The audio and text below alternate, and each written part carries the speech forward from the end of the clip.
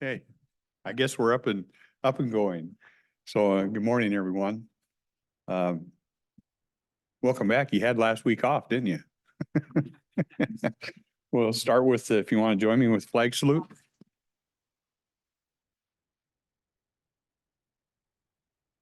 I pledge allegiance to the flag of the United States of America and to the republic for which stands one nation under God, indivisible, with liberty and justice for all.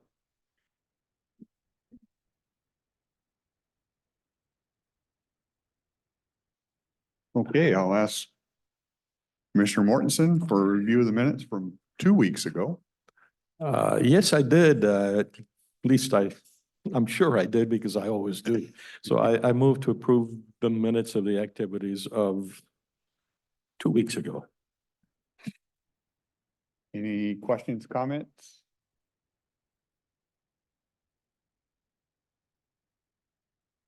Seeing none, we'll call for a vote. Those in favor? Aye. Aye. Also vote aye. Consent agenda, I'll try and run down this for you. We're tried to look at these things up today, so I'd have a little bit of knowledge. The first three are 2-year agreements with our VFSW Post, Cowlitz County Veterans Service Center, and DAV Herman Rogers, Chapter 37. These are services for honorably discharged vets. This runs the program or extends it to expire December 31st of 2026. So it spins it out another 2 years. A lot of you probably know we have a fund that they meet on and they disperse to help vets. Number 4, a completion letter to Lakeside Industries on the Hall of Justice project, the repaved over there, and that's been completed. We have an updated personal service agreement with Teresa Johnson, a CPA. Teresa Johnson, she handles questions we may have on the American Rescue Plan Act, the ARPA Act. That will expire. This contract is set to expire at the end of this year, 12/31/2024. It looks like it's the amount of the contract is $9,840. She's kind of as needed when we have questions on it. She reviews our stuff and makes sure we're in compliance with federal regulation on that. We have a completion letter with America Group for the Abernathy Creek Road Bridge painting, so that's been done. A warranty deed, I think this brings us down to 2 now for the South Cloverdale realignment project. We have another contract completion letter with Blue One Energy Equipment for Petrovin fuel system installation. This was a little over $90,655 contract that's been completed and done.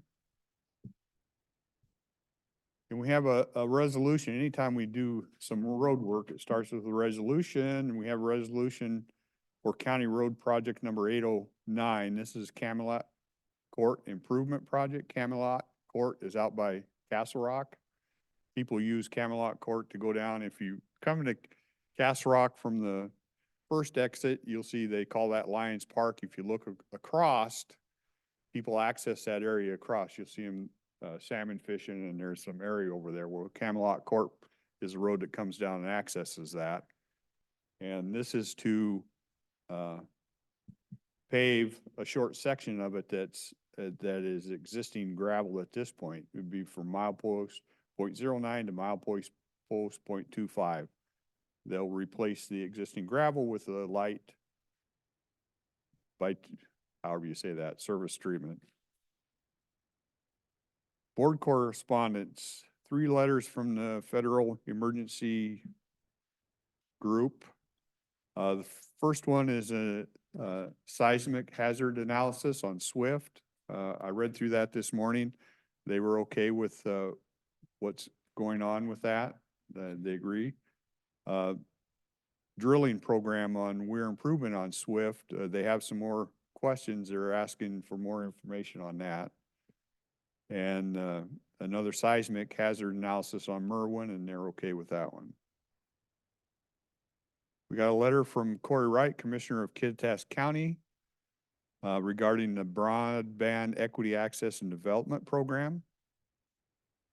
This one's very sad, because this gentleman has done an outstanding job for us over at our airport.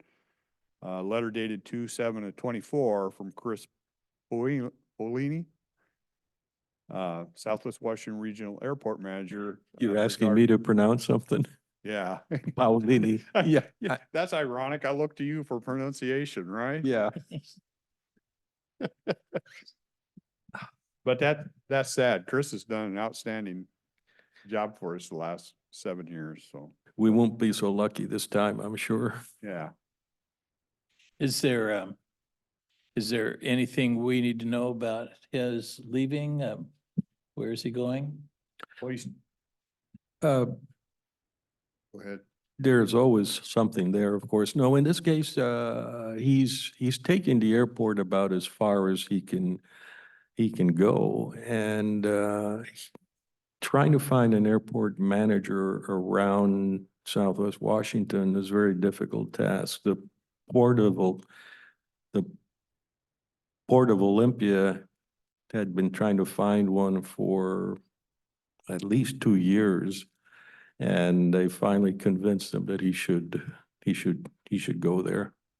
Yeah, we recruited him from Long Beach, California, so. Yeah, Yeah, and it's a good thing in the sense that Long Beach paid more, but the life quality of coming up here is significant. It was a significant improvement, and he understood that. And Yeah. and I highlight that just because one of our advantages is bringing people of, you can't get them fresh out of college, but you can get them after they've been out 5 or 6 years and they want something a little more clean, if you will. yeah. And reading through his letter, he did negotiate with his new employer to give us 60 days of help in transition, so. If I remember correctly, it's finishing up the new fuel Uh, tank system, replacement system. Yeah, the fuel system, he has all out in a, what you'd call the Gantt chart, but completion always requires a manager to follow that through. He will leave it in very good shape. It's it's beyond that, but he'll always be a phone call away, he says. Yeah, he's been a real asset and done well over there. Then finally, a letter from Leanne Couch expressing her gratitude for the prompt and attentive response regarding condition of county roads through the last snow and freezing event. I think you all see and know that it plays havoc on the roads, and our Public Works, Mike Moss and his crew, I think, have tried to address those as quickly and as promptly as they can. And then vouchers in amount of 15,050,353.93. And that's the consent agenda.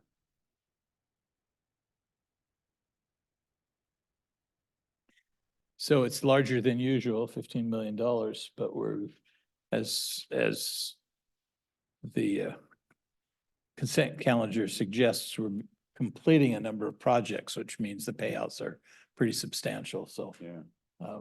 all of the big amounts are due to these projects that we've gotten completed.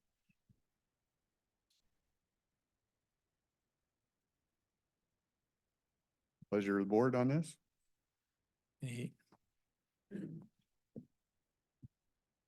Mr. Chairman, I move we approve today's consent agenda as presented.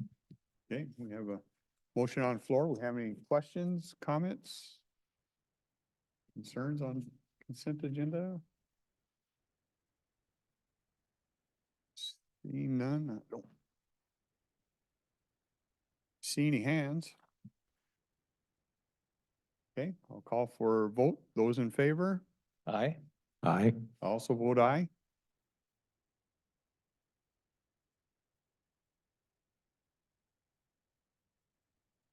Okay, well, before I head into public comment, I'll just give you a kind of a brief synopsis of, two of us spent some time last week. Actually, I think it started the week before, the last two days of the previous week back in Washington, DC. It was, National Association of Counties has an annual convention back there, so that was probably the driving force. The other force behind it is I wanted to spend some time with our lobbying group, CFM. They're located out of Vancouver, Washington. We have a local rep, David Hodges, that's here quite a bit. Another two more, Joel, lives back in Washington DC, and then there's a young kid, Kirby, that lives in Indianapolis. So we had opportunity to go back and spend some time with them, and we spent a day on the Hill with David and met both our senators and our rep. Well, Marie Cantwell, we met staff. Glusenkamp Perez, we met staff, though I chatted with her down in her office here in Kelso before that. And Senator Murray, we actually met. And the purpose of the meetings was I had three main items to chat with them about, and they're all real familiar with the first one. One is the Mount St. Helens and the continued silt running down that thing, and our efforts to deal with it. You know, I talked to him, I said, I can remember in 1980, I was in Vancouver when that went off, and I can remember watching it. And little did I believe that this many years later, I'd be dealing with the silt still coming down that thing. They're all very much aware and willing to help what they can on that issue. One of the things I brought out, we talk a lot about, it's Army Corps of Engineers monitors it for flood. The other thing I think they need to be aware of, and what we pointed out, and Public Works was real good at giving me I think about 5 pictures of a area as you head out in Castle Rock, as you head out to the gun range, where you can see, I should probably show them to you at some point in time. You can see the flow of the river is, I'll just kind of give you a graphic, is like over here, and then the road and stuff is over here. Well, so many years later, it's like this. So many years later, it's like this. And now, if you go out there, it's about 40 feet from starting to impact the road, and it's actually taking somebody's property, because the silt keeps moving the channel of the river, and so I brought those were the issues I talked about. I said, well, we appreciate the flood monitoring, and they're actually doing a study that may result in more monitoring, and so we'll see what happens. But I just wanted to bring attention that we have this unique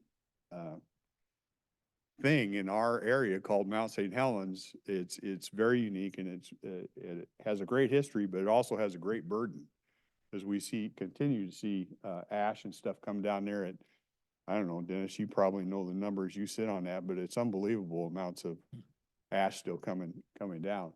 So that was one issue chatted with them about. The other, another issue I wanted to touch base on was we have an aging courthouse that was built in the 70s. It's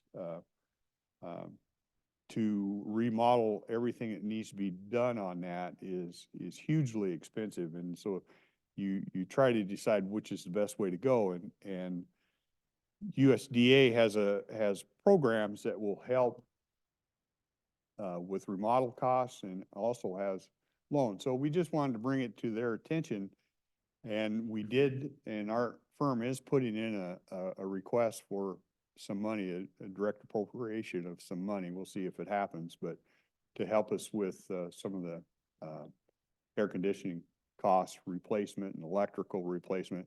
Just for example, we have to replace the electrical and some of the air conditioning, and it's very expensive, but in 2023, I think the figure I saw was about 870,000 on just an auxiliary unit to keep that place closed. So almost $1 million just on an auxiliary unit, just to keep it cool. We had the courthouse, we had the courtrooms getting above 85 degrees and shutting down. So the short story is the place needs work, and we're trying to figure out what's the best way to do it. And unfortunately, that gets into finance levels that you need to kind of seek what alternatives are out there. So that was the second thing we talked about. The third thing I wanted to bring on the radar was Lewis and Clark Bridge. They have all up and down the Columbia, and they're no stranger to that either. From Hood River down here, they have a series of aging bridges, and at some point in time, something needs to be done with it. It was designed in the 20s to handle rigs of like 40,000 pounds. We have commercial traffic running over it now of 80,000 plus, and the mix of commercial to commuter traffic it's real heavy commercial. And so at some point that bridge needs to be addressed. It's a long process, but you got to get it on the radar. So that was the third thing we talked about. I told them I'll probably never see that done because it's a long process, but you need to get it started. So we talked about that. And then we spent a day with Joel and visited Army Corps of Engineers, which was the benefits. One of the benefits of having a firm help you is they can get you some appointments where if Rick Dahl calls up from Cowlitz County, he's probably not going to get it, right? He's not going to get to those people. So they're able to get you into these people. And we met with, I think his name was Steve Kopke, something like that. But he's like the head where all the decisions run through. He knows the people out here, but anything they do has to run through this guy. And I'll be real honest with you. I asked him, I showed him the pictures, and I said, what we're concerned about is the moving of that river. I know you monitor it for flood, and I know you have a study coming up, and we may get more of that, but we need some help or direction on how to keep this thing, try to keep it in its channel. The only way I know how to do that is, unless you have a better idea, is to dredge some of that. Because we've heard stories, and and as I told them, I haven't gone out and walked it myself and verified it, but if you, on Chapman Road is an old dump site from years and years ago, and I'm starting to understand that some of that is starting to be uncovered. I'm hearing reports, but I'll say once again, I haven't gone out and walked it myself. So there's some issues you have to deal with, and it's encroaching on these people's land. It's going to hit our road. It's going to start affecting houses at some point in time, and what do we do about that? And he was very, very honest, and I appreciate the honesty. He says chances of us putting a dredge in there for that are probably close to nil. I said, well, it just runs down and then it goes out into Columbia and they dredge to Columbia. He says, yes, but Columbia is a commercial lane. So you have commercial traffic, commercial boats and stuff running up and down there, and it's easier to get approval for that. Cowlitz River has no commercial entity that they're running up and doing. So the chances of the dredging are slow. We would help on some bank erosion and stuff like that, but it doesn't mean I'll stop asking. It just means that he wasn't very positive that you're going to put a machine in there. Even if we had the money and we bought the machine ourselves, it's not going to go in there because they won't let it. And then we spent, last time we spent was with Kirby, which is a younger member of their firm, and that was with USDA, a gal. And she gave us some good contacts. We have a local contact that lives up in Olympia, and we'll start working with them and seeing what's available to not only help with the Hall of Justice with some of those repairs, but they also do other facilities.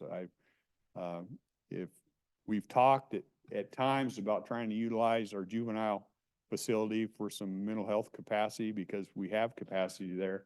And they also help with that type of stuff. So we have a local contact. She's out of Olympia, and there's a couple other people, and we'll get together with them and chat with them and see what we can do.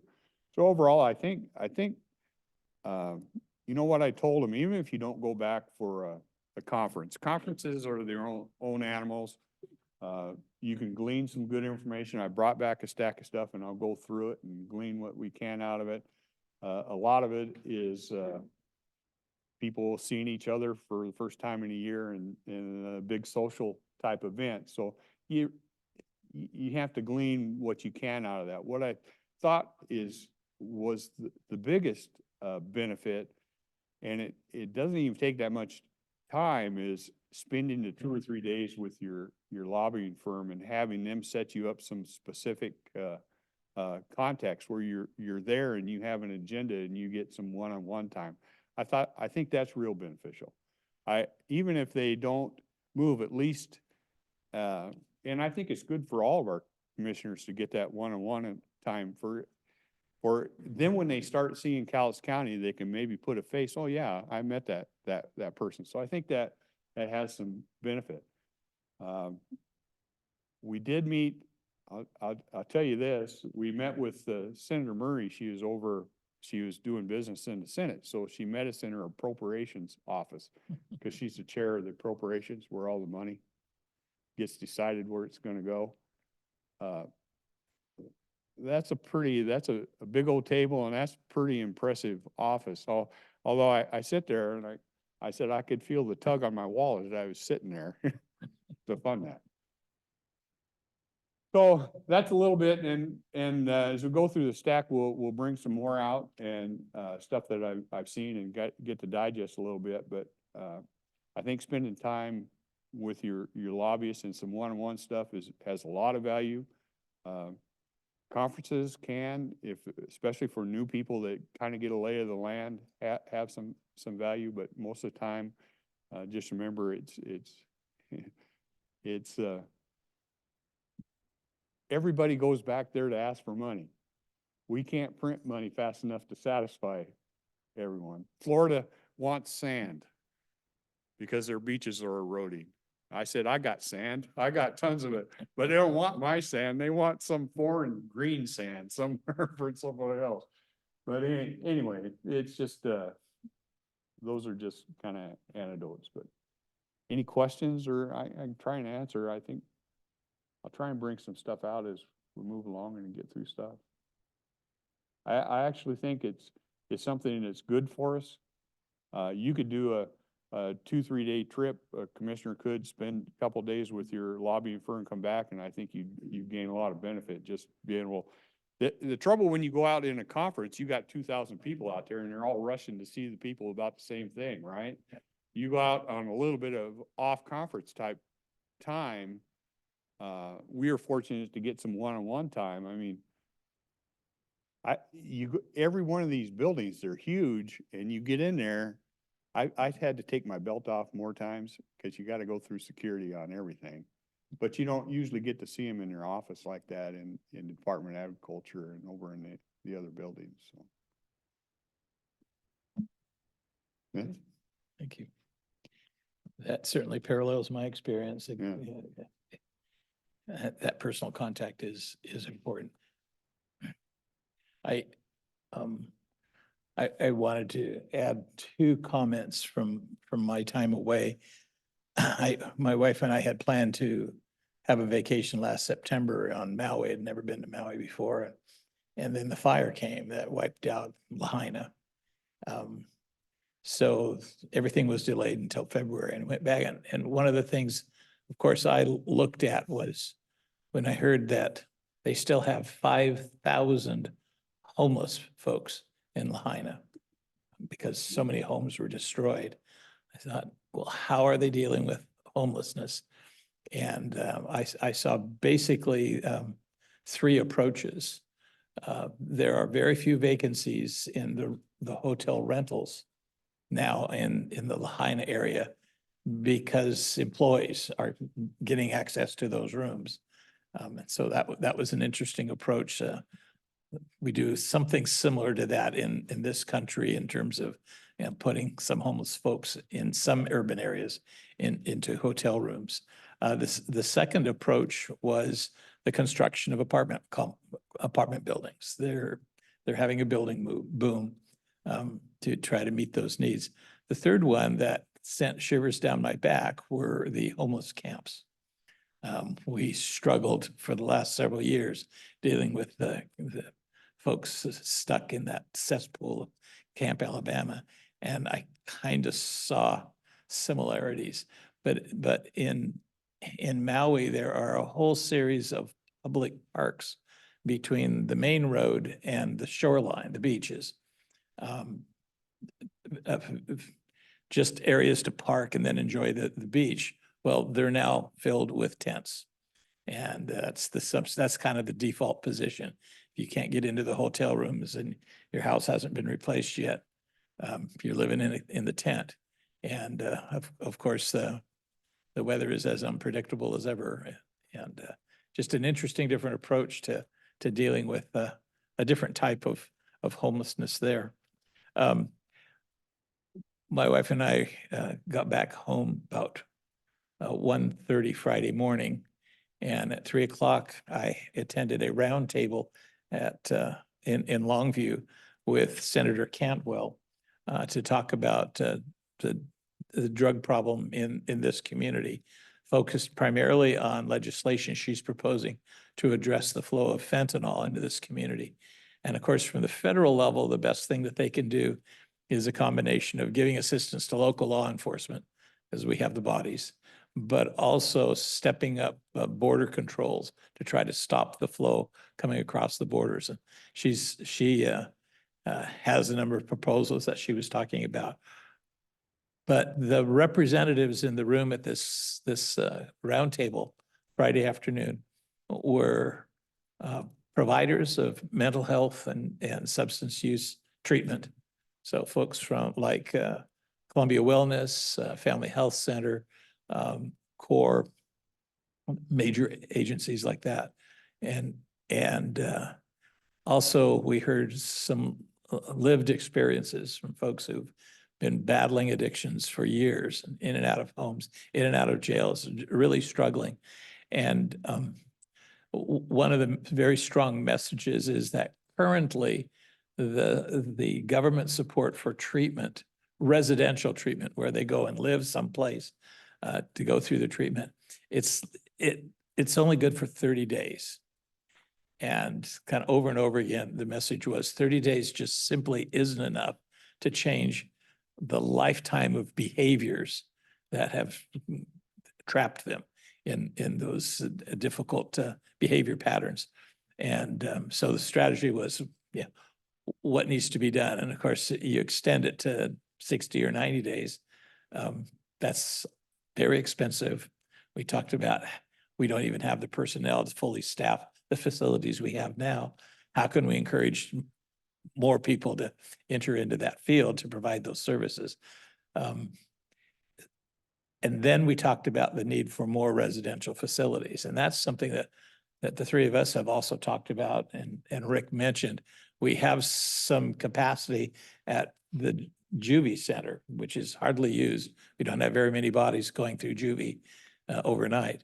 And that could fit the bill. And they were quite interested in, kind of fleshing out and seeing what they can do, help finance addressing that problem. But pretty interesting roundtable. So we'll see what kind of concrete proposals get developed out of that. But that was Senator Cantwell that came to town and led the discussion.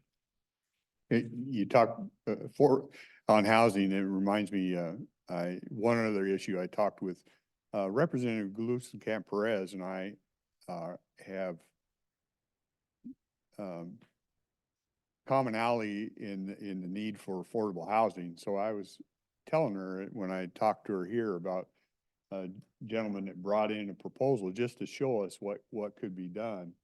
And she asked me to bring that back with me. So I took it back and gave it to staff and just because she has some concerns about affordable housing. She's, especially in rural areas and stuff, and I don't know what kind of program she's looking at or doing, but, you know, that's a goal I share with her. I may have differences in how you get it done, but it's certainly something we have in common, so, I think she was, appreciated the fact that it remembered that, or the staff was good with it and brought that back. Frank Morrison was there, a participant to the roundtable, and he kind of updated, gave a little bit of an update on where he is with the youth shelter, the 24 rooms that they're building in the old, the former Daily News building on Broadway, and he said he's running into a conflict between state rules and regulations that contradict each other in terms of what he needs to provide for safety for kids in a residential facility, and a very strict prohibition that there shall be no cameras for monitoring behaviors. And he says, you know, it's pretty tough to manage dozens of teenagers. You have to hire an awful lot of people to ride herd on the kids, theoretically living independently. So they're struggling, trying to figure out the right kind of formula to put to meet all the state rules and regulations and provide safety and to provide the housing for those homeless youth. So not surprising. Rules and regulations get confusing. We'll probably hear more about that a little bit later on too. Yeah. Or, yeah, I was here during that time, so I don't have anything of that nature to report. I do, I have lots of observations that I've collected over the years, including watching Cowlitz County. When I first took office, I did so for many reasons, including thinking that with just a little common sense, we could become the best county in the state of Washington. And then with that under our belt, we'd probably be the best county in the entire United States. And why I think that is because it's relatively easy when your laws and your attitudes are copacetic with human interest, everything falls in place. When you eschew mandates in favor of explanations and benefits, mutual benefits, then everything comes into place. So it is odd that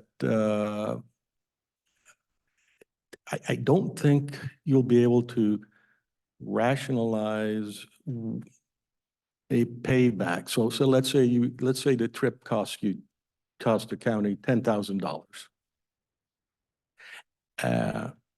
If you were in business, you wouldn't spend $10,000 without a formal plan that says the payback is such and such, and it'll be in this manner in this time frame. Well, the irony here is that I'm pretty sure from observation at a distance that if you don't show up, if you don't have the lobbyists, you're guaranteed not to receive anything. So it's not like you're guaranteed to receive anything if you go. You're guaranteed to receive nothing if you don't go. It's just one of those odd things. The other thing, this discussion reminds me that we fail in many ways to understand what you can discern if you just step back and look and see. And by the way, I feel a little bit like the kid who's looking at the emperor and has an idea about his clothes. He's the only one out there that is willing to speak. We've got we've got an oversubscription problem for the dollars. As the chairman said, they can't print it fast enough. Now, we all know that that printing is coming near the end. We are now currently looking at the debt such that the amount we spend on national defense is about what we spend to pay the interest on the debt. When we cross that line over, things get even nastier. Last thing we want to do is not have defense and owe everybody everything, because then they own us. So the issue here about homelessness and drugs, we all know we've been fighting in the same thing, using the same tools for certainly the war on drugs, 6 decades, maybe longer. We still have this pretense that we just need a task force, we just need to shut the border down. I would simply ask everybody, just step back and see, what is your quality of life today compared to what it was when you were growing up? And decide, are we in the right path? Are things improving? They clearly are not. The job of government is basically to protect our life and property. And we feel less secure going down the street than ever before. Try go to Portland, for example. And even here, I'm told, well, I scoffed when I first came up here. People told me in some areas of Longview are unsafe. And I was like, you want to see unsafe? But anyhow, and so as long as we keep on arguing about we need more money, and we're going to have all these additional laws, we're going to go down the same toilet and continuing to do so. One of the issues with homelessness is tied to all kinds of things. Reason we have crime is crime is profitable. It pays. If crime did not pay, we wouldn't have it. Who wants to lose? Nobody. And there'll always be the oddball that can't do the computation and say, let's see, I came out with $100,000, but it took me 20 years in jail. You know, those computations will be misunderstood by people. And they are misunderstood now because they think they can get away with it. Just as a sidebar, many years ago, I was discussing with someone about capital punishment, whether that was effective. And when you look at the numbers, the chances that you pay the penalty are so small as to be not significant. In comparison, when Ronald Reagan sent the F-111s to get home Muammar Gaddafi, we didn't hear from Gaddafi for 3 decades or 4 decades, because he knew that the next one, he'd be certain to be killed. So as long as you think you can do things with impunity, hey, have at it. Then fundamentally in everything is, remember that all these issues are predicated on a group of honorable gentlemen reaching into your pocket because they decide something they want or think should be done is more important than anything else. That reminds me, when we have oversubscription, the ability to decide on what to do really requires a framework of priorities. We never do that because we treat government money as free. You can always raise taxes. Well, I don't see a gentleman here who wears his T-shirt, taxation is theft, but anyhow, so when we look at things that our chairman went to talk about, there's a stark contrast between things that I think you might sway me government should do. So the blowing of Mount St. Helens was an act of God. That is something that I think we could all come together on and help people kind of get back what they had before the mountain blew. You can't do it perfectly, but at least you can try. Now, when you compare that priority versus a bridge to nowhere, which happens all over the place, I think the Corps of Engineers and the government itself is shirking the responsibility.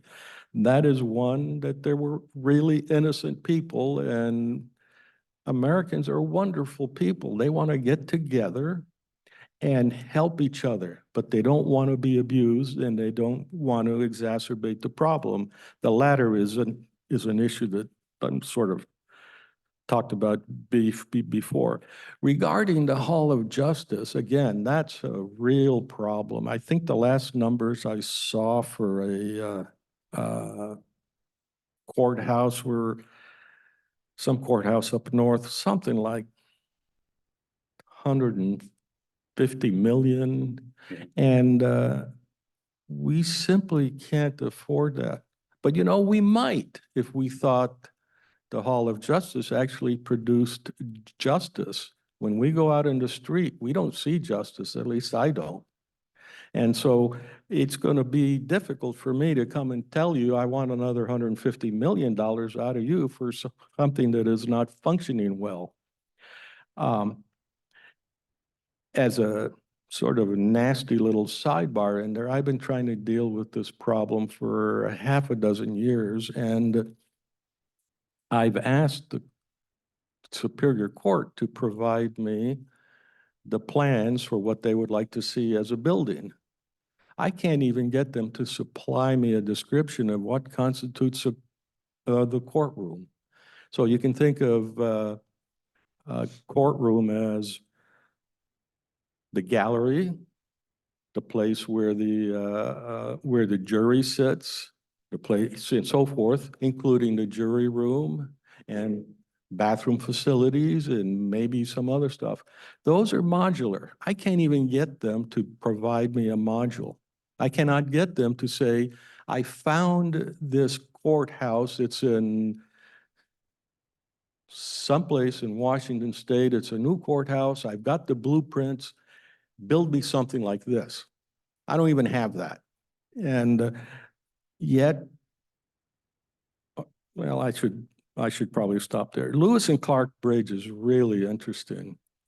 If I were an engineer today and were responsible, Mr. Chairman, you can throw me off anytime you want. I would take the bridge and put it in a computer-aided design system that we use today to build bridges. I put in all the specifications and see what comes out of that. Is that bent beam really a result of we're right on the edge of causing a massive catastrophe? That kind of thing. We don't do that. So we've got some people who are pretty well convinced there's a disaster there. Ignoring that at the moment, the Bill Bryant, who had been the port commissioner for Seattle, told us that that intersection, the Iwao intersection, was the second busiest intersection in the state of Washington if you go by the tonnage. Of course, trees are heavy. So that's a vital economic value.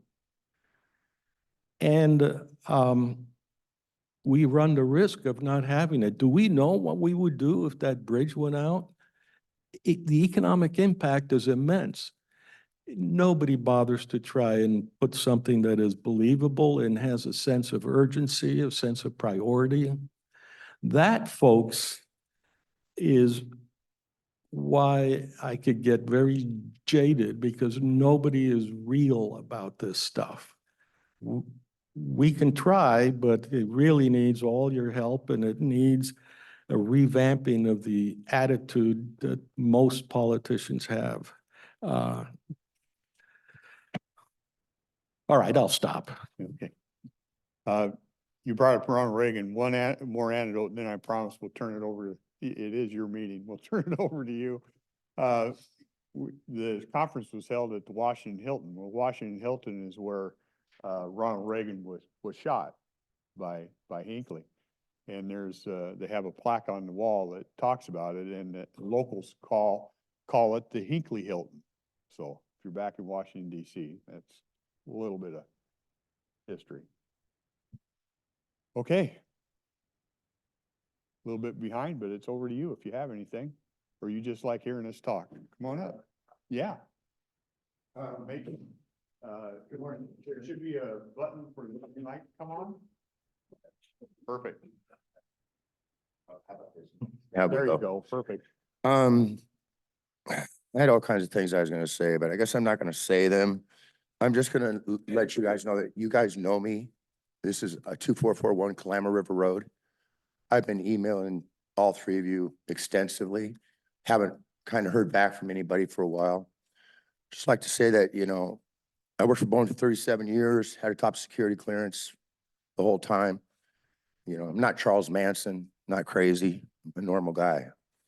So, I was just gonna ask why the county does not enforce the WACs that are being violated up there in those two instances where they've got sewage, holding tank, sewage containment vessel, and a building that has wastewater plumbing within 50 feet of a wellhead.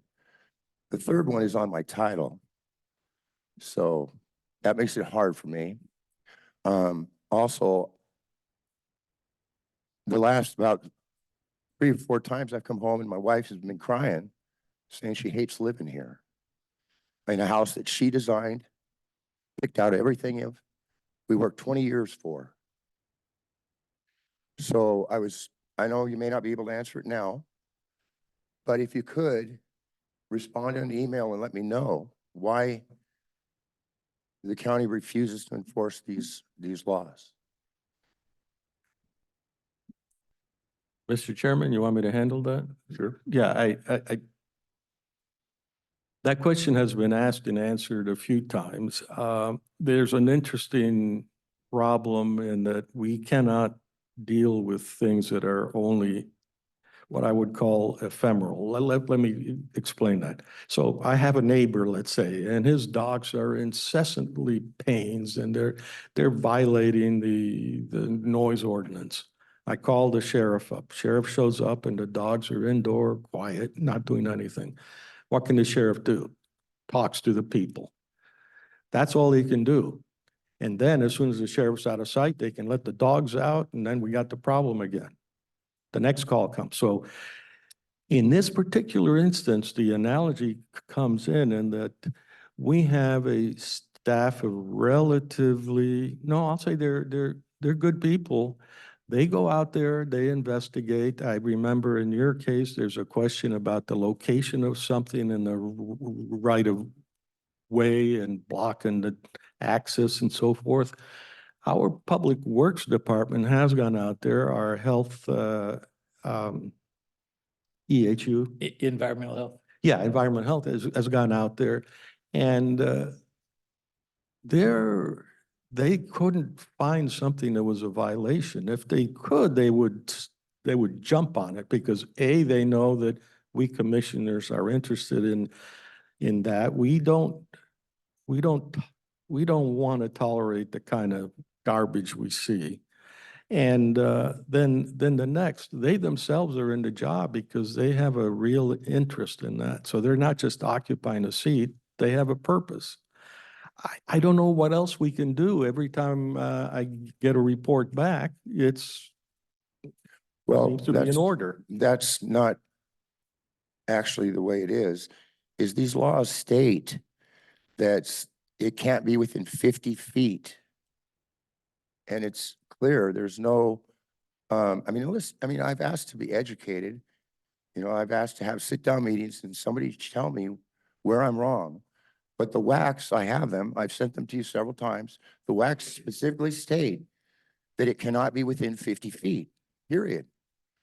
You can't have sewage within 50 feet of a wellhead. And in all 3 cases, there is. And it doesn't matter if, I mean, I don't understand why you can say that they didn't appear to be an issue. There's no sewage leaking. That's not the law. The law states that it can't be within 50 feet in case, I guess. I don't know. I didn't pass the law. It's a Washington state law. I assume it's to keep, which would be horrible. Your dog barking, analogy, I don't think is the same thing I'm doing here. I'm talking about sewage mixing with my drinking water. Yeah, but let's No. not carry that analogy too far. The idea is that when we go out there and we do not see the problem, it becomes a he says, she says. And when our crew has gone out there, they tell us that there are no violations. Now, look, we've had people here saying things about the trailers are too close and all that kind of stuff. We've been through that. There are definitions and definitions, and I don't want to go arguing in that. For that, I would ask the staff to take, Sure. take that. I don't know what else I can say. Mr. Chairman, do we want to ask EHU to go out there again? Well, it doesn't matter if she comes out there again and looks and see, it's the fact that her letter states that the tire is right on the well. The trailer tire is right on the well. It's like 0 feet from the wellhead. It can't be closer than 50 feet. And that's the law. I recall something to the effect that that was a non-operational well. You know, they're on the same aquifer. You know, if you think that if you just pollute this well, it's not going to affect the other 4 or 5 that are within. See, 300 so what you're feet. doing now is beginning to stretch Okay. the argument. And okay. that's where I say, look, I'm going to go with the staff. All right, that's fine. 2445, that guy has wastewater plumbing. And that's my well. It is in use. It is hooked up to electricity and it is on the county's register. And you don't do anything about that either. So, you know, she says the one at 2445 isn't hooked up, blah, blah, you know, you read the letter, but mine is. And then I went down and talked to her and she says that they don't enforce violations of variances. So, Want to enforce what you kind know, of violations? guys, I'm just trying to figure out what's going on and why I don't seem to understand the position that the county's coming from. Tracy Jackson sent me a letter stating that she sent it over to the prosecutor. That was in September. I've sent emails to the prosecutor and he doesn't respond. You know, I mean, I just don't know what else to do. I don't have money. I can't sue. I mean, I don't have thousands and thousands of dollars to try to sue everybody. Yes, ma'am. There is one thing. Well, During the high water, 5 days, you take and you get sterilized jars and you take your water sample out of And, it and you've taken it down there and you. I have. I've done it once and it came back clean. Oh, then I can't help you. Yeah, it came back good, Yeah, I but remember, that doesn't mean and I can't test it every day. I remember suggesting And, that. and it does smell like sewage sometimes. My wash machine and a couple of the sinks, you know. Not all the time, but sometimes. Yeah. It's a smell, you know, and I smell it and I remember asking or suggesting to get the water examined and I did. you're right, and you did, but you didn't tell us the results until just now. I did. In all of my letters, I have stated that I had it tested and it came back good one time. I've stated that several times to you folks.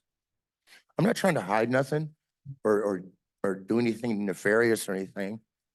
You know, I don't lie, I don't cheat, and I don't steal. I do what I'm supposed to do. Yeah, there are differences of opinion between Well, people that are completely honest. So that's not on on the table right now. I appreciate your time, gentlemen, and I'll let somebody else speak. Thank you. Were you able to get Tracy?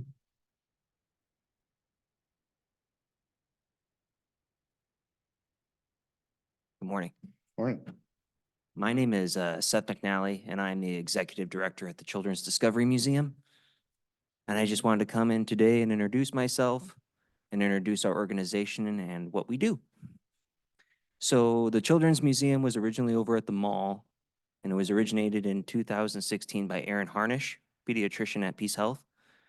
And we have since moved to Commerce, and we have multiple educational programming for children in the community, including 25 different exhibits that have some type of educational component, such as science, math, art, and all of our programming is free to the community. I started back last year, right at the height of us reopening, because we were closed for the first full 2 years of COVID, and we opened in July of 2022. And my biggest goal of taking on the position of executive director was to bring more educational programming and resources to the community and children and families. And in our first year, we started our quarterly exhibit program that started with 4 quarterly exhibits a year, including our theater exhibit, music exhibit, and Boy Scouts of America exhibit that focused on forestry and camping. And then our last exhibit, which focused on the holidays. And this year, we have moved into our second year, and we have upped our programming to 5 quarterly exhibits a year, starting in March with our NASA and space exhibit, and moving into our Weyerhaeuser and forestry and logging exhibit, which we are partnered with Weyerhaeuser on, and our introduction to robotics, which will have a partnership with Lower Columbia College. And we will also have our last quarterly exhibit will be our ocean, the science of ocean. So we'll have different exhibits for that in regards to talking about sea creatures and ocean life and the science behind the ocean.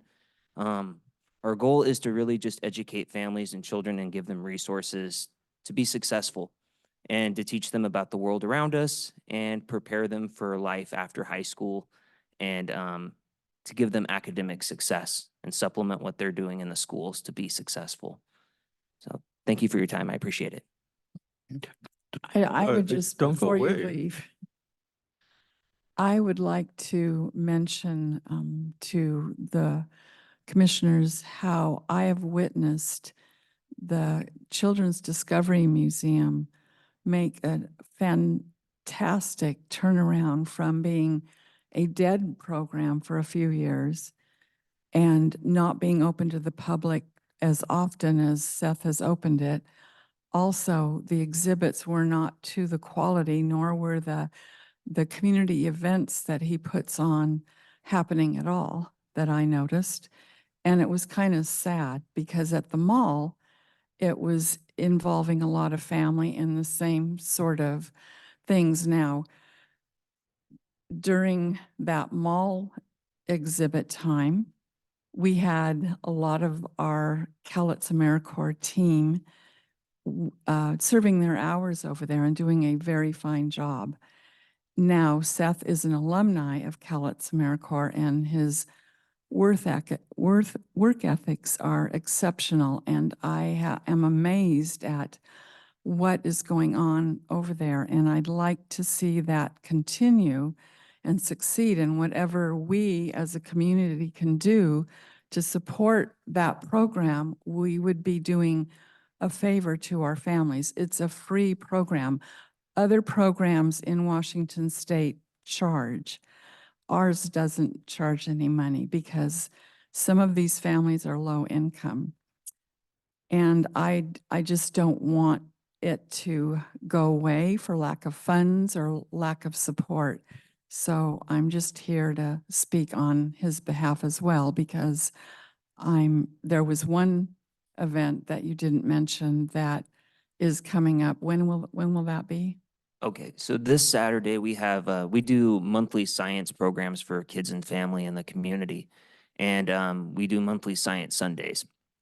And this Saturday we're actually doing a special Saturday Science Sunday, and it's gonna feature First Responders Celebration Day. So we're gonna have first responders of Cowlitz County at the museum to show kids what they do, the science behind what they do, and how they serve and protect our community. And they'll be there. We'll have multiple organizations. I think right now we have like 10 to 15 organizations that are going to be there, first responders and healthcare and things like that, that are going to be there to have tables set up and talk about what they do and kind of get kids the knowledge and information about, you know, the community and first responders and health and importance of all of these different things that will help them be successful and help their families be successful. Thank you. Thank you.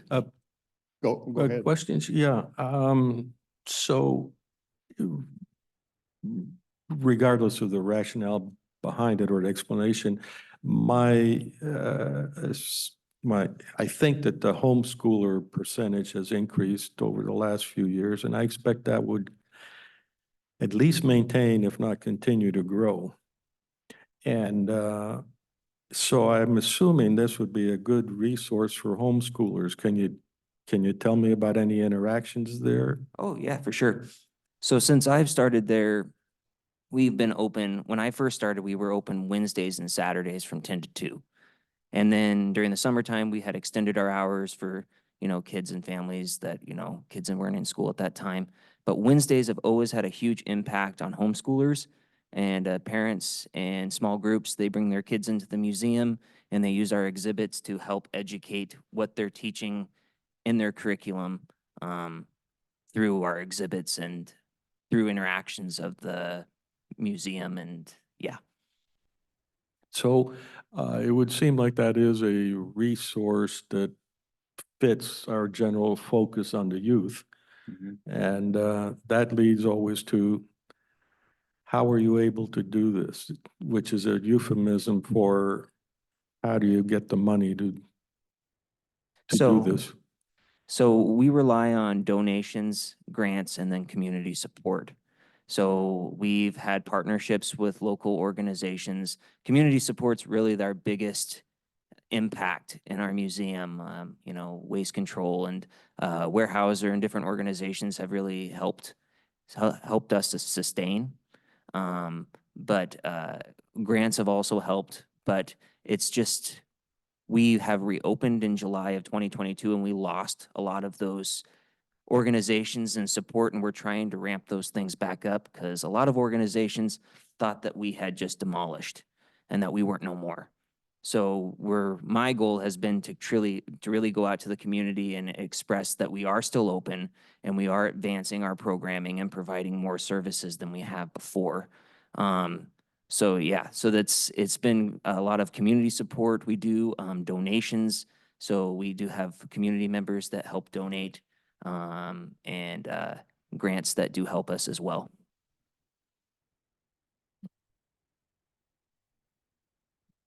So your current hours are? So our current hours are Wednesdays 11 to 4, and then Fridays and Saturdays from 10 to 2. And if someone called you up and said, I've got my homeschooling class, can you open it for us on Tuesday from 3 to Absolutely. 5? Absolutely. 3 to 5? Yeah. Yeah. Yeah. Okay. We like thank to you. provide those services, those extra services for families and homeschool opportunities if that arises for people that are interested in that. Okay, thank you. Perfect. Right. Yeah. Thank you. Appreciate it. I've, seen people or known people that have utilized it, and it seems to be very, very nice to have. They enjoy it. Anything else? Yeah, I'm actually particularly interested in for the homeschoolers because it just strikes me, I've seen a lot of sort of a public school busloads dropping kids in, and they're running all over the place, seemingly disorganized, and like at OMSI or places like that. Yeah. This is a little Well- more structured, I would assume. We'll Yeah. get 2,000 county executives and drop them off at the Capitol. They run amok. Very good. Anything else? Anything else you want to know from us, we're usually not shy about expressing our opinion if you have something, And at the end, I have a couple of miscellaneous. okay? Or if you're gonna keep asking, I guess I'll come talk to you. I don't know how extensively you've looked at the silt problem on like Chapman Road area and up in there. But much cheaper than dredging is wing dams. That's what the county or the Army Corps of Engineers, that's why they're on the Columbia River. You put wing dams in to slow the current down at the sides and speed up the water going down the channel to flush it. And I would think that you could probably strategically put some wing dams To in do that? there to keep the erosion away from whichever side you're trying to protect, speed it up down the middle and help flush it. And if you do that, enough of them, you get that stuff down into the Columbia River and make it the federal government's problem, I guess. I don't know, but Once it gets there, then they take care of it. yeah, I know. I never heard of that wind dam, so I'll look that up. But I would think wing dams would be a lot cheaper than dredging. It'd just be a matter of putting them in where you've got the erosion problem and try and slow that water down and let the silt build up back in that area behind the dams, Mm. help flush the river. As far as the courthouse air conditioning goes, have you ever thought of opening the windows, let some of that hot air out? Actually, I you, don't think they open, but you bring up a good point. Most of the world doesn't have the kind of level of air conditioning we have up here. When I moved up here, I was surprised that anybody had air conditioning. For 2 weeks of the year, you're going to pay an enormous amount of money to have it be air conditioning, but heat is required. So once you got heat, you're almost into air conditioning, into cooling. The issue on those buildings is that none of the windows open. Because I had thought, that's exactly the right solution, just open the windows. I need a brick in order to do that. But then it's hard to close. Was there, I guess, I don't know, I remember when it was built, but was there a specific purpose? I mean, were they afraid that somebody was gonna escape out a window? Why they No, I didn't think the make it so building they- codes on buildings have changed. Even this one, these windows are not openable. I don't know. yeah. Well, the original design did have the jail up on the third floor. That's been abandoned. We don't use. Right, I jail's remember not the there. third There's still floor. A couple of offices up there, but What's the other feature was that was the trend when they built large buildings with concrete, steel and glass. And, you know, that's proven to be not very practical in the long run, and the cost for remodeling is now frightful. So Building is depend- the building is pretty sturdy. I mean, it goes down to the bedrock, and it's solid. It's just all the extra stuff that you add to the walls to make it functional and comfortable is aging. Are the windows still qualified as energy efficient? I mean, would that be justified to replace the windows and maybe make them so they can open? I think the answer is no, but I'd have to prove it to you, and I can't. Dennis, you said that the Hall of Justice had the jail included in the original design? Yes, yeah, it was Wow, all I didn't supposed to know be that. the center, Justice Center for Longview and Kelso Police Department, as well as the county, and the jail was going to be there. Do you know And off the the top first of- thing that changed was they found out the jail was too small. That's what I'm Right. going to ask So you. they added that extra section to the building to the north that is sitting on pillars. Right. That was to extend the jail. And then they discovered that if you have controls here and the hallways extend a long ways away, it's impossible to manage. And so the old design was thrown out and they built the new one about a generation later. So the Hall of Justice is 1970s ish, mid-70s design. And then the new jail was put in place in the aughts. So again, about 20 years ago. And prior to that, it was upstairs. And prior to that, the jail is in this building upstairs. We still got a couple cells up there, so behave yourself. Yeah, Alex the ghost apparently still lives there. Yeah. Have you used them recently? No, I don't think they're functional. That makes it even better. Yeah. Well, the controls for the elevator and this building's heating and ventilation system are up there on Yeah. that fourth floor as well. So, So I guess the only other question I got is about the Lewis and Clark Bridge. I guess it's somewhere, hasn't somebody from an engineering perspective evaluated what the risk of that thing having a catastrophic failure is?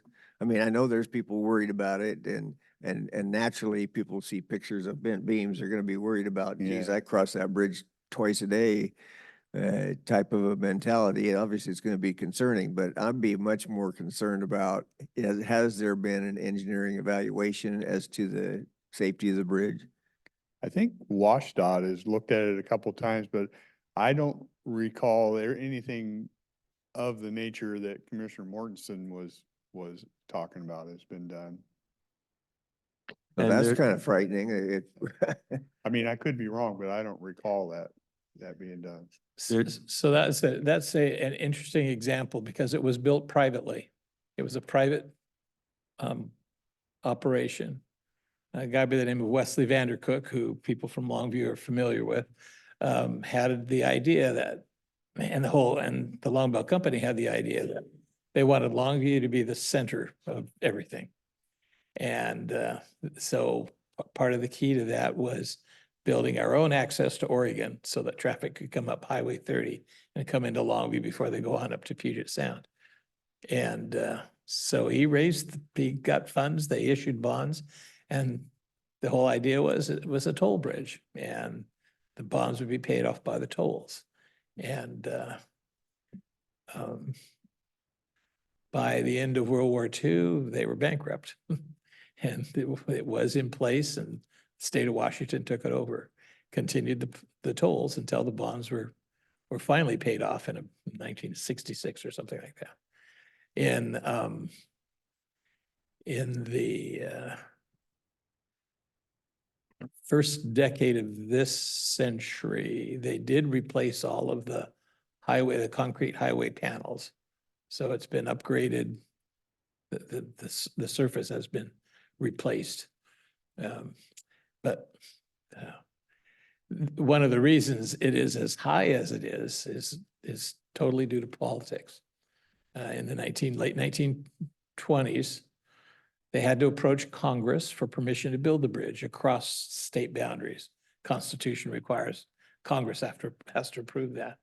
And at the time, Republicans were very powerful in Washington, D.C., controlled Senate and the House. And the delegation from Oregon was pretty powerful, strongly Republican. And the Portland business interests were very concerned that if it was a low bridge, that the river traffic would stop at Longview. And they said, we're going to oppose a low bridge. And so they studied alternatives. They actually looked into building a tunnel, which was kind of in vogue. In that time, they were building tunnels under the Hudson River and places like that.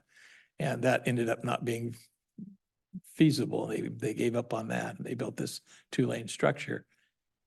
The height was actually determined, talk about politics.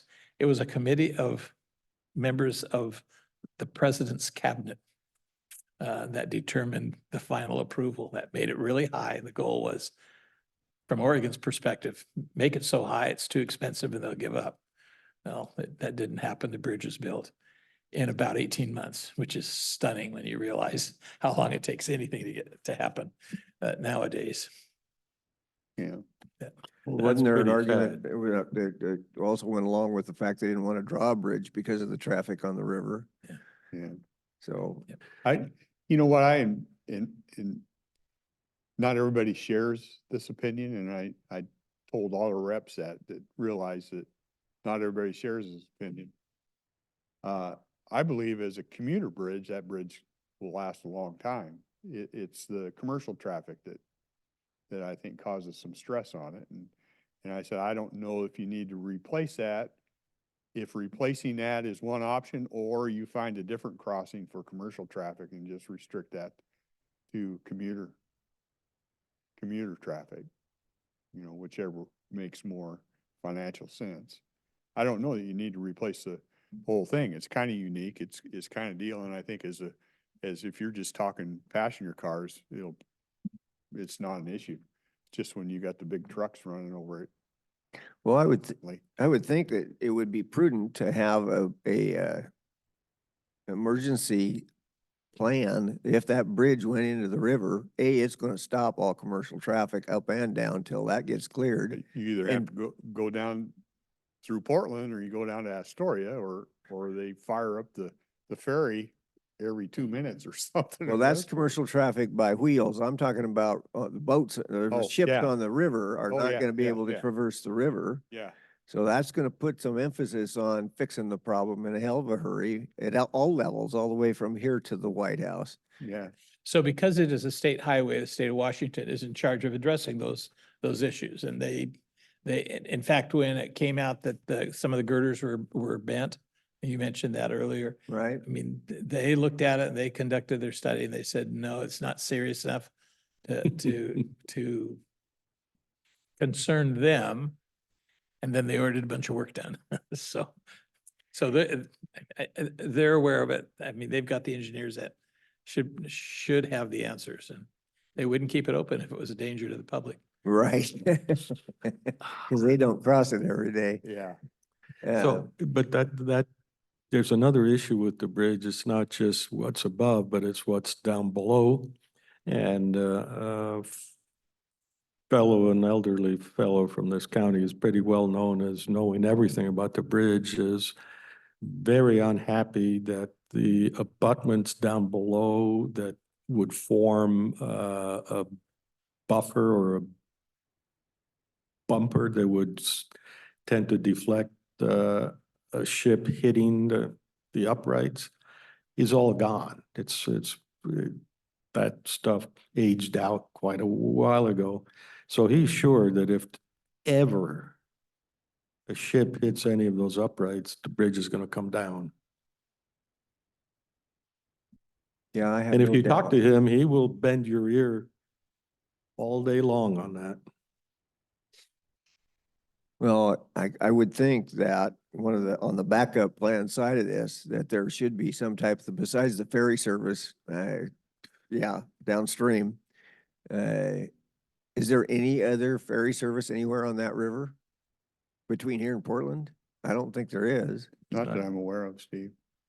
And that ferry service down there, I don't think you can handle 100,000-pound freight truck. Oh, no, I don't believe so either. I think it's basically built for passenger car. Right. Yeah. I mean, I've been across it and I don't even know if a truck could fit from front to back, Yeah, to be honest with you. I don't think so. When you ride on that little ferry, you keep your eye open to where the life jackets are at all Yeah, times, because it's a yeah. pretty small ferry. Yeah. Going back to what you said, Mr. Chairman, though, you're not alone. I think it would be much more intelligent to build another bridge while this one still was operating. And then you could do what you suggested, but in any event, that being a choke point, how about having a safety factor that said, if that bridge goes, I got this bridge, Yeah. We tend not to think like that. And I mentioned a lot of what we see here is because of the thing I've said before, we're slumlords. Government builds something and maintenance is an afterthought. The next generation will pay for that. Well, I wish there was an easy answer, but somewhere I think somebody should be. doing- There is. This bridge was built in 18 months, you said? The bridge across over by Hood has been in the works for more than 10 years and the cost just keeps growing every Escalating, year. yeah. Yeah, we can't build anything anymore. Interestingly, the legislation I mentioned that was necessary, Oregon insisted that the Hood River Bridge be authorized as well. So it was a twin bill for both bridges. And I think this one is in better shape than the Hood River one. That's still in operation also. The alternative, being the cynic that I am, The state has the alternative in the works. It's replacing the bridge between Vancouver and Portland. It's only an hour out of the way. From their perspective. They're all headquartered up in Puget Sound where it takes an hour to get anywhere. Yeah, and remember I said about priorities? All the work being done in Seattle with, I always liked their SLUT, the slut is anyhow, they've got all kinds of transportation that they're trying to do there, not realizing that if that's adding new features while this old feature is about to die. I'm talking about the bridge, not me. Yeah, yeah, I know. You were referring to the South Lake Union Thank you. Transit System, Yeah. the initial spell. Slut. You know, it's something we need to keep pushing on. It's a long process and unfortunately, you've been around long enough like I am that usually it takes a disaster for them to actually move. Oh, yeah, we Yeah. don't, we're not proactive anymore, we're reactive. Yeah. So But- until the crap is in the fan and everybody's trying to figure out which way how to get to the exit and say, it wasn't me, I didn't do it. The disagreement I have with you is the word active. We don't know what active is anymore. I refer again to 18 months to get that bridge built. But I thought it was important that we keep talking about it and keep pushing. Yeah. Yeah. It is yeah. It needs to be pushed. Yeah. Somewhere.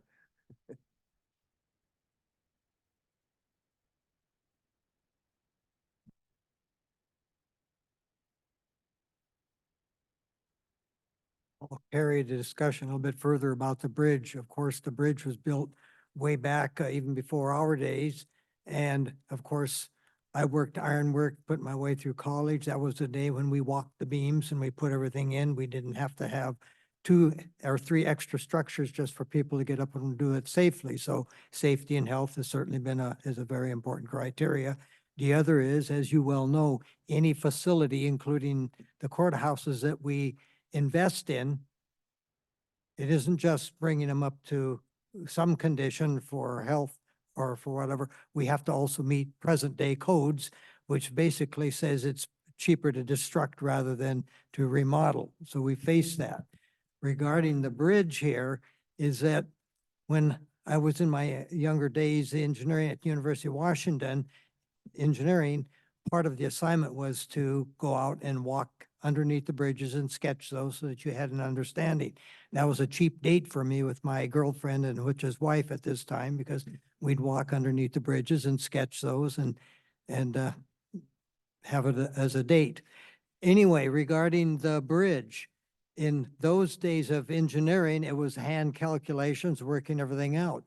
But in today's date, you have sophisticated computer programs. You can take and put a load up on there, measure deflections and do things. It's an example of, we have bridges all over the county, state, and country that need to be reassessed for engineering programs and master's program studies and doctorate studies, et cetera. This is a prime example of saying, hey, here is an exercise for a student at the University of Washington Structural Engineering to do an analysis for us, et cetera. And it has to do with doing some modern technology, putting a 100,000-pound load up top, you measure deflections, and you know what, at least you test the capability of the structure. So it's pushing back on WashDOT to say, hey, what is the study, and give us some data.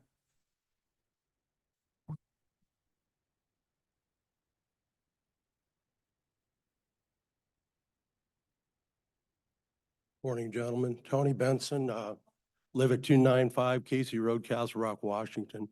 My wife and I just went through the arduous process of developing 20 acres for sale here in Cowlitz County. We finished that project in September, and it's taken me this long to calm down. What I would like to do is find out from you gentlemen, how best do I give you the information of where I see the system is broken and needs some serious repair? Would you like that all by email? Because it's going to be a long email. But I want to be able to have you guys have an opportunity to read it first before we sit down and discuss it. I think emails Email. fine Word, well, if you don't want to send to I three will different. take up way too much time to sit here and go through everything Yeah. without I- you guys having any knowledge If you first, so. send one email to like the clerk of the board and she makes sure it gets distributed out to us. And I can find her email address on the website, Yeah. clerk of the board. Yeah. Okay, thank you. Please, Casey Road I live just before you on Crooked Creek. They vlog, so I can kind of, I see your house. you see, yeah. Yeah. Is that you building a new one there? No, That's somebody else. Okay. no, are you looking over the hill and seeing where Yeah. that's the property that That's I the property you're developed talking and about? the Okay. people that we sold it to are, yeah. Yeah, okay. All right, so send you guys an email to, again, what was, The clerk of the board. clerk of the board. All right, thank you. Be Before, looking for it. before you go, it is rather painful being a commissioner, seeing the kinds of things that go on that don't make any sense. We are told many times we are just an extension of the legislature, but subordinate. So chances are there isn't anything we can do Oh, there's things directly you there. guys can do. I beg your pardon? There will be things you guys can do if you. Okay, wish to good. Take it on, Appreciate that. okay? I was raised, you don't complain about something unless you have answers on how to fix it. Yeah.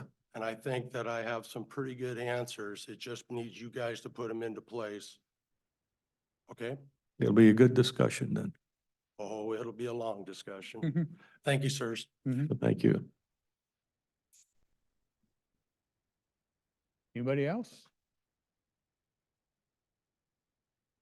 Okay, tomorrow, Well, do you want to do the miscellaneous? oh yeah, I'm sorry. You had a Yeah, couple no, minutes. no problem. miscellaneous. Yeah. I forget about myself too. I thought this may be a good opportunity based on the topics and emails we've gotten about what the future, near future is at the gun range. You know, the questions, not so much about there were always questions about the gun range, but of LT1 and being shut down and all that. Yeah. Do you have the latest on that? I know I've seen some of the talk on it. If we end up developing that or get the organic farm or whatever it is that we're working on up there. It Yeah. may cause some closure. It in some isn't clear, areas. yeah, I agree with you. It isn't clear to me, but there were rumors going around that there was going to be shut down ASAP, and we can't guarantee the long future. We won't even be in office in the long future. In the near future, there are no plans to close down the off-roading there. If it keeps eroding away, it'll shut itself down over time.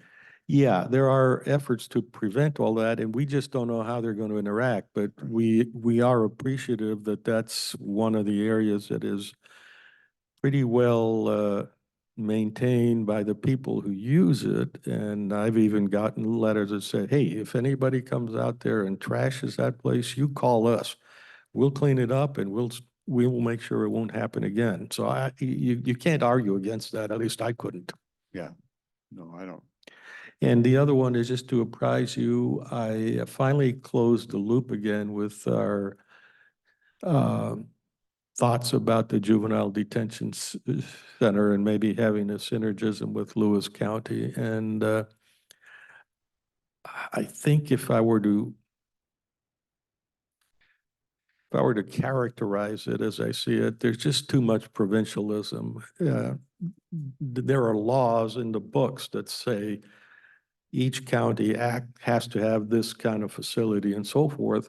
It doesn't immediately preclude the counties getting together and trying to share stuff.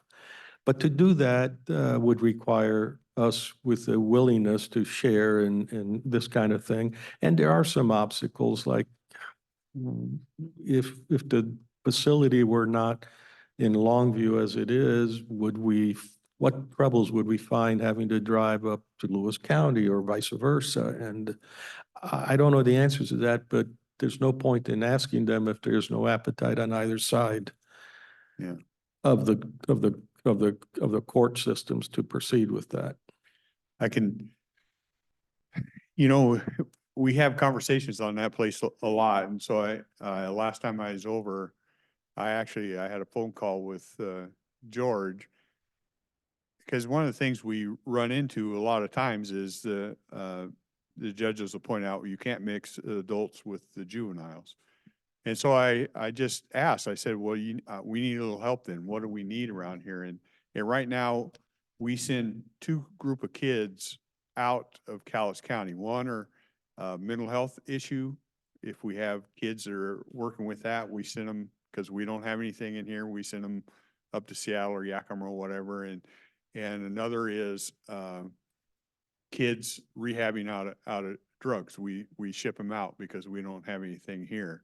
So, my conversation with George, I said, when I get back from, Washington DC and your schedule fits, and probably Judge Hahn, because she's kind of overseeing that now, sit down and see how we can we offer those kind of services, because they'd be juveniles and they could fit with other juveniles in our center here and not ship our kids out. Opening conversations. Yeah, okay, that certainly is a good thing. By the way, on these things, there are some obvious things. And mixing adults and juvenile is one of those. In my weird method of assessing where people are, the moment they come to me and say, well, we can't mix adults and juveniles, they've already told me they're really not interested in the subsequent discussion. They've already made up their minds, because that is obvious. Everybody knows that. So why not bring something up that might be discussable, if you will? And I had to press a little bit to get that, but I think a couple things have come up Yeah. that we could look at. I got I got some information out of George, and I forwarded that up to the county manager. And it was when we close the loop, with a cordial conversation, but I don't know where or who is not interested, but clearly there was no interest on that side. So that ends it there. Now, it may be that we have another county with whom we might want to cooperate. Lewis County seemed like the natural one. Yeah. I think there's things to still keep exploring on that. Yeah. Okay. That was it. That was it. See nothing else. I'll take one last check for hands. I see none. Tomorrow at 2:30, we have American Rescue Plan Act, the ARPA. They'll be in, kind of give us an update if you have any interest in that plan, what's going on with it. We'll have that discussion tomorrow afternoon. With that, we will adjourn. Thank you. Steve, before